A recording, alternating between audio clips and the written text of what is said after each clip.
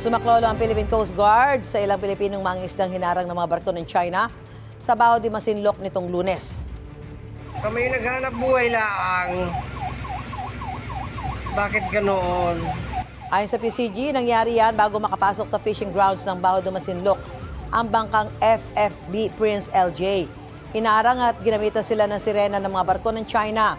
Rumisponde naman ng BRP Cape San Agustin na nagpapatrolya sa lugar. Kahapon, itinuloy ng bangka ang pangingisda sa Baho de Masinloc.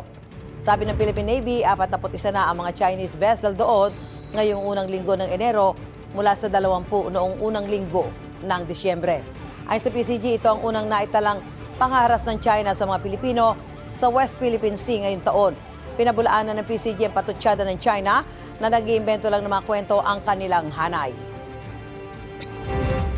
It is not true to say that we have publicized, manipulative, aggressive, made-up stories or incidents in the West Philippine Sea. Na witness ninyo firsthand the aggression that is being conducted by the Chinese Coast Guard and the PLA Navy and the Chinese Maritime Militia in the West Philippine Sea. This video is not something that was produced by the Coast Guard. It came from the Filipino fishermen themselves. So, hindi tayo katulad ng China na sila mismo ang nag-edit ng video nila.